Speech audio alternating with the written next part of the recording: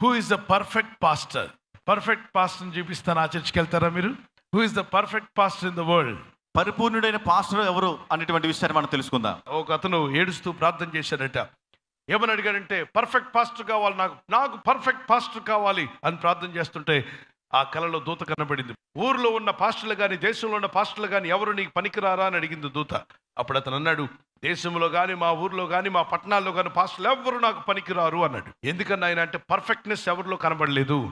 మరి ఎవరిని నీకు పాస్టర్గా చేద్దాం అనుకుంటున్నావంటే, ఈ ప్రపంచంలో బతికి ఉన్న ఏ మానవుడు నాకు పాస్టర్గా పనికిరాడు అన్నాడు. ఓహో, మరి ఎవరిని నీకు పాస్టర్గా చేద్దాం? Then angel of God thought for a while and asked. అప్పుడు దేవదూత అలాగా ఆలోచించి మాట్లాడుతున్నది, if you don't like any pastor on earth, shall I bring Abraham in the Bible to be your pastor? మరి నీకు భూమి మీద ఉన్న పాస్టర్ గారు ఎవరు ఇష్టం లేదు కదా, మరి బైబిల్ గ్రంథంలో ఉన్న అబ్రహాం గారిని నీకు పాస్టర్ గారిగా పంపించమంటావా అని అడిగింది. And then he thought for a while and said, no, I don't want Abraham to be my pastor. అతడు ఒక నిమిషం ఆలోచించి, లేదు అబ్రహాం నాకు పాస్టర్ గా ఉండడానికి నాకు ఇష్టం లేదు. Because Abraham has a Hagar problem. మరి అబ్రహాం నాకు పాస్టర్ గా ఉండడానికి వీలేదు, ఎందుకంటే అబ్రహాముకు హాగర్తో సమస్య ఉంది. విశ్వాసానికి మూల పురుషుడే గాని హాగర్ను కలిగిన అబ్రహాము నాకు పాస్టర్ అయితే నా బ్రతికే అయిపోద్ది, నాకు వద్దన్నాడు. మళ్ళా దూత ఆలోచించి, మరి ఇస్సాకును నీకు పాస్టర్ గా చేద్దామా అని అంటే, ఇస్సాకు రిబక్క ఇద్దరు గొడవలు పడ్డారని రాసింది కదా, ఈ భార్య భర్తలు గొడవ పడేవాడు నాకు పాస్టర్ అయితే నా ఇల్లు ఏమైపోద్ది, నాకు వద్దన్నాడు. సరే యాకోబును పాస్టర్గా చేద్దామంటే, ఆయన మాటలోనే అర్థం ఉంది, మోసగాడట. అన్నను మోసం చేశాడు, వాళ్ళ నాన్న మోసం చేశాడు, అలాంటి మోసగాడు నాకు పాస్టర్గా అస్సలు పనికిరాడు అని చెప్పన్నాడు. మరి ఇంకెవరిని పాస్టర్గా చేద్దాం? పోనీ సమూయేలు అనే ప్రవక్త ఉన్నాడు కదా, ఉన్నాడు, ఆయన్ని నీకు పాస్టర్గా చేద్దాం, మంచి ప్రవక్త కదా, బాల్యం నుండే సేవలో ఉన్నాడు, వాళ్ళ అమ్మ ఆయన్ని సమర్పించింది, చిన్ననాటి నుండి దేవుని స్వరం వింటూ పెద్ద సేవకుడయ్యాడు, ఆ మంచి ప్రవక్త ఆయనకి పేరు, ఆయన నీకు పాస్టర్గా చేయమంటావా అని దూత అడిగితే, నో పనికిరాడు అన్నాడట. అదేమిటి, సమూయేలు కూడా నీకు పాస్టర్గా పనికిరాడంటే పనికిరాడు. ఏమిటి కారణం అంటే, సమూయేలు మంచోడే గాని కొడుకులను మాత్రం దేవుని కంట్రోల్లో పెట్టలేకపోయాడు. దేవుని భయభక్తిలో పిల్లల్ని పెంచలేని అటువంటి సమూయేలు అనే వ్యక్తి నాకు పాస్టర్గా ఉండడానికి వీల్లేదు. ఎందుకంటే సమూయేలు ప్రవక్త యొక్క పిల్లలు దేవుని మార్గంలోకి రాలేదు సరిగా. కాబట్టి దేవుని పిల్లలను దేవుని భయభక్తిలో పెంచలేకపోయాడు కొడుకుల్ని. కాబట్టి ఆ కొడుకులను పిల్లలను దేవుని భయభక్తిలో పెంచలేకపోయిన సమూయేలు నాకు పాస్టర్గా ఉండడానికి వీలు లేదన్నాడు. సరే, దావీదుని నీకు పాస్టర్గా చేద్దామంటే, దావీదు గొలియాతును చంపాడు, బాగానే ఉంది, కానీ దావీదు సంగతి ఎవరికి తెలియదు, బెర్షెబా. కాబట్టి దావీదు కూడా అప్పుడప్పుడు మేడెక్కి ఏదో తప్పుడు చూపులు చూస్తుంటాడు, అలాంటి వాడు నాకు పాస్టర్గా ఉండడానికి వీల్లేదు. తర్వాత ఇంకొంచెం ముందుకు వెళ్ళి దూత అడిగింది, యోనాను నీకు పాస్టర్గా చేద్దామా అంటే, యోనానా నిద్రపోతూ నినివేకి వెళ్ళమంటే ఎక్కడికి వెళ్ళాడు? తర్షీషుకు పారిపోయే పాస్టర్ నాకు పాస్టర్గా ఉండకూడదు.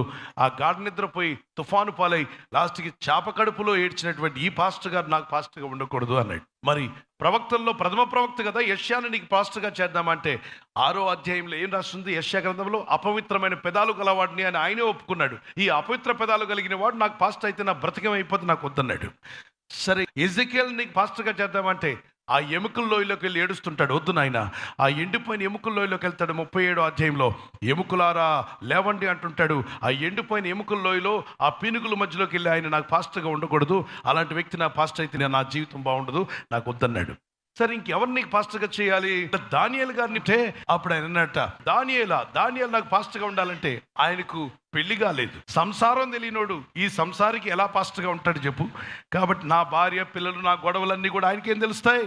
ఆయన పెళ్ళే కాలేదు ఆయనకి. కాబట్టి పెళ్లి కానోడికి నా కష్టాలు ఏం తెలుస్తాయి? కాబట్టి దానియేలు నాకు పాస్టర్గా ఉండడానికి వీల్లేదన్నాడు. మరి ఇంకెవరినయ్యా నీకు పాస్టర్గా చేయాలి, ఎవరిని చేస్తే బాగుంటుంది అని దూత అడుగుతూ కొత్త నిబంధనలో కొంతమంది భక్తులు ఉన్నారు కదా, మరి పేతురు ప్రథమ శిష్యుడు యేసు ప్రభు వారికి, ఆయన నీకు పాస్టర్గా చేయమంటావా అంటే, యేసుని ఎరగనని 3 సార్లు అబద్ధమాడినా ఆ అబద్ధికుడు నాకు పాస్టర్గా ఉండడానికి వీల్లేదు. సరే, యాకోబుని నీకు పాస్టర్గా చేద్దామా అంటే, యాకోబు వద్దు, యోహాను కూడా వద్దు, ఎందుకంటే వాళ్ళు ముక్కు మీద కోపం గలవారని, ఉరిమెడి వారని యేసు ప్రభువే వారికి పేరు పెట్టాడు. ఉరిమెడి వారలారా అన్నాడు అంటే వాళ్ళిద్దరు కోపిస్టులు, వాళ్ళిద్దరు కోపం ఎక్కువ. కాబట్టి కోపం ఎక్కువ వాళ్ళు నాకు పాస్టర్గా అయితే, నేనేదైనా తేడా చేస్తే వాళ్ళు కోపంతో నన్ను గసిరేస్తారు కనుక ఈ కోపిస్టులు నాకు పాస్టర్గా ఉండడానికి వీల్లేదన్నాడు. సరే, తోమాను నీకు పాస్టర్గా చేద్దామా? భారతదేశానికి వెళ్ళి మంచి సేవ చేసి అనేక ఆత్మలు కేరళ రాష్ట్రంలో 7.5 సంఘాలు కట్టి ఆ తర్వాత తమిళనాడు వెళ్ళి సువార్త చేసి అక్కడ యేసు కొరకు హతసాక్షుడయ్యాడు కదా. మరి అలాంటి వ్యక్తిని నీకు పాస్టర్గా చేద్దామా అంటే దానికి కూడా జవాబు చెప్పాడట. ఏమనంటే, అయ్యా యేసు ప్రభు తిరిగి లెగిస్తే నేను నమ్మనంటే నమ్మను, చూసేదాకా నమ్మను, ఆయన గాయాల్లో వేలు పెట్టి చూసేదాకా నమ్మనని చెప్పిన అపనమ్మకస్తుడైన తోమ నాకు పాస్టర్గా ఉంటే నా బ్రతికేమైపోద్ది, కాబట్టి ఈ అనుమానాలు నాకు పాస్టర్గా ఉండడానికి వీల్లేదన్నాడట. సరే, ఇంక ఎవరిని నీకు పాస్టర్గా చేయాలో అర్థం కావట్లేదు. దూత అడుగుతూ ఉంది. అడిగి అలసిపోయి లాస్ట్కి పౌలు గారిని నీకు సేవకుడుగా. పౌలు గారు అనేక సంఘాలు కట్టాడు. ఒక దగ్గర కాదు, ఈ ఊర్లో ఉంటే ఆ ఊర్లో సంఘం, ఆ ఊర్లో ఉంటే మరో ఊర్లో సంఘం, అలా కడుతూ వెళ్ళాడు. రోమాలో, కొరందిలో, మాసిదోనియాలో, తెస్సలోనికలో, ఎఫెస్సులో అనేక మిషనరీ జర్నీస్ చేస్తూ సంఘాలు కడుతూ ఆ దేశం నుండి మరో దేశానికి వెళ్ళాడు. ఆయన రావడం ఆలస్యం అయితే పత్రికలు రాశాడు. మరి అటువంటి గొప్ప దైవజనుడు పౌలు గారు నీకు పాస్టర్గా ఉండడం ఇష్టమేనా అంటే అస్సలు వద్దన్నాడట. అదేమిటయ్యా, అన్ని సంఘాలు కట్టిన పౌలు గారు నీకు పాస్టర్ గారుగా వద్దా అంటే పౌలు గారు ఏమని ప్రార్థన చేశారు, చదవలేదా అన్నాడట. ఏమని? 2 కొరింథీ 12:1-7 వరకు సాతాను నా పక్కన ఒక ముళ్ళు పెట్టాడన్నాడు. ముళ్ళు ఉన్నోడు నాకెందుకు పాస్టర్గా ఉండాలి, కాబట్టి పక్కలో ముళ్ళు ఉన్నోడు నాకు పాస్టర్గా ఉండడానికి వీల్లేదు. ఆయనే కళ్ళ జబ్బు గలవాడని ఒక దగ్గర అన్నాడు. 1 తిమోతి పత్రిక 1:15 ప్రథమ పాపిని నేను అన్నాడు కదా. ఆ ప్రథమ పాపి నాకు పాస్టర్గా ఉండడానికి అర్హుడు కాదు అన్నాడు. మరి తిమోతిని నీకు పాస్టర్గా చేద్దామంటే ఆ కడుపు జబ్బోడు నాకెందుకు, ఎందుకంటే కడుపు జబ్బు నిమిత్తమే ద్రాక్షరసం తాగమన్నాడు కదా, అటువంటి వ్యక్తి నాకు పాస్టర్గా ఉండడానికి వీల్లేదని. ఇంక లాస్ట్కి ఎవరిని ఉంచాలో దేవదూతకు అర్థం కాక, బాబు నీకు ఇంకెవరిని పాస్టర్గా చేయాలో చెప్పంటే నాకు నేనే పాస్టర్ అన్నాడట. స్వార్థపరుడా, భక్తిహీనుడా, దేవుని దూత గద్దించిందట. అంటే ఈ రోజుల్లో స్వార్థపరులు, పచ్చకామర్లు వచ్చిన వాళ్ళు అందరిలో తప్పులు చూడడం తెలుసు, కానీ దేవుడు వాడుకునే సేవకులను చూడడానికి వాడి కళ్ళు లేవు. పచ్చకామర్లు వచ్చిన వాళ్ళకి దేవుడు ఎవరిని వాడుకుంటున్నాడు, ఈ రోజుల్లో ఎవరి ద్వారా దేవుడి కార్యాలు చేస్తున్నాడు, ఎవరి ద్వారా దేవుని వర్తమానం అనేకులకు అందుతుంది అని చూడలేని కళ్ళు లేని అనేక మంది ఈరోజు బయలుదేరి ప్రతి ఒక్కరిని విమర్శిస్తూ ఉన్నారంటే వారు నిజంగా స్వార్థపరులు. చాలా మంది ఈ మధ్య అసలు ఆ పాస్టర్ మంచోడు కాదు, ఈ పాస్టర్ మంచోడు కాదు, ఈ చెప్పినోడు మంచోడు కాదు, ఈ పచ్చకామర్లు చచ్చిపోతున్నాడు. వాడు పర్ఫెక్ట్ పాస్టర్ని వెతుకుతున్నావా? ప్రపంచంలో నీకు ఒక్కడు దొరకడు. కాబట్టి పర్ఫెక్ట్ పాస్టర్ కోసం వెతికితే నువ్వు ఏ చర్చికి వెళ్ళలేవు, ఏ దైవజనుడి దగ్గర వాక్యం వినలేవు, లాస్ట్కి సచ్చి పాతాళానికి పోవడం తప్ప పరలోకం వెళ్ళడం ఉండదు. కాబట్టి బతికుండగానే దేవుని సహవాసానికి వెళ్ళి వాక్యం విని ప్రతి ఆదివారం దేవుని సన్నిధికి వెళ్ళి మొరపెట్టి ప్రార్థించాలి. పర్ఫెక్ట్ ఒకే ఒక్కడు, సృష్టికర్త అనే దేవుడు యేసుక్రీస్తు ప్రభు, పర్ఫెక్ట్ గాడ్.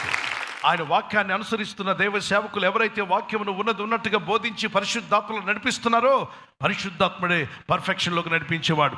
ఆయన చూసుకొని మనం ముందుకు వెళ్ళాలి.